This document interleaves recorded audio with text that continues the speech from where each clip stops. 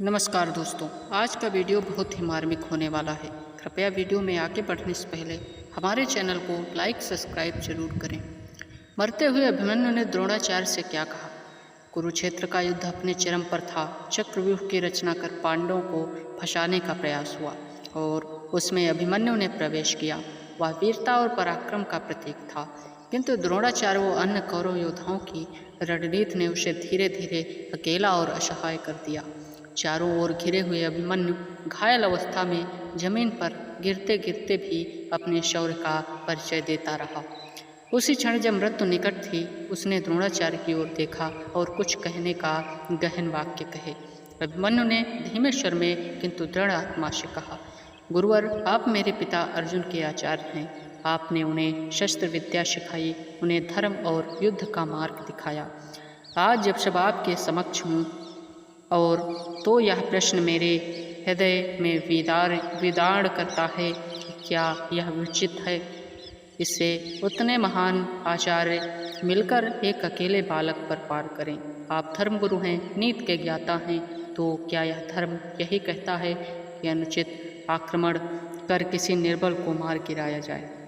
उसने रुककर गहरी सांस ली और आगे बोला, गुरुवर, मैं जानता हूँ युद्ध का नियम यह है सामना करने से लड़ा जाए, किंतु आज मैं देख रहा हूँ नियम तोड़े जा रहे हैं। मुझ पर एक साथ कई महारथियों ने आक्रमण किया।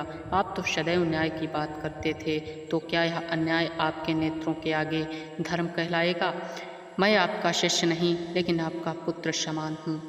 आप जानते हैं कि अर्जुन का रक्त मेरी रंगों में बहता है। यदि आप चाहें तो इस अन्याय को रोक सकते थे, लेकिन आपने मौन रहना स्वीकार किया। द्रोणाचार्य आंखों में आंसू आ गए। कुछ पल के लिए उनकी आंखें झुक गईं। अभिमन्यु मुस्कुराते हुए कहा, गुरुवर, मुझे इस बात का दुख नहीं है कि मैं मृत्यु को प्राप्त हो रहा हूँ। एक क्षत्रिय के लिए रणभूमि में वीरगति सबसे बड़ा सौभाग्य है। मुझे पीड़ा केवल इस बात की है कि मेरे जीवन का अंत नीति विरुद्ध तरीके से हुआ। काश आप मुझे एक न्यायपूर्ण युद्ध देते तो मैं प्रसन्न होकर प्राण त्यागता, किंतु मैं विश्वास दिलाता हूँ कि मेरे रक्त की प्रत्येक बूंद व्यर्थ नहीं जाएगी। यह अन्य पांडवों की अग्नि और को प्रचंड करेगा और मेरी मृत्यु आपके हृदय को बार बार याद दिलाएगी कि आपने धर्म के स्थान पर मौन धारण किया। वह आगे बोला, गुरुवर, आप चाहते तो शस्त्र रोक सकते थे। आप चाहते दुर्योधन और कौरवों को धर्म का उपदेश दे सकते थे, किंतु आपने अपने ज्ञान नीति को दबा दिया। यही आपकी सबसे बड़ी भूल है। याद रखिए, अधर्म चाहे कितना भी प्रबल हो, अंततः पराजित होता है। और आज मेरी मृत्यु उस अधर्म की जड़ में अग्नि बनकर गिरेगी।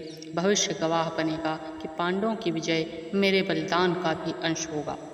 अब अभिमन्यु की सांसें धीमी हो रही थीं। उसने अंत में द्रोणाचार्य को देखकर कहा, मेरे गुरु, मेरे पिता श्री अर्जुन आपसे सदा आदर करते हैं।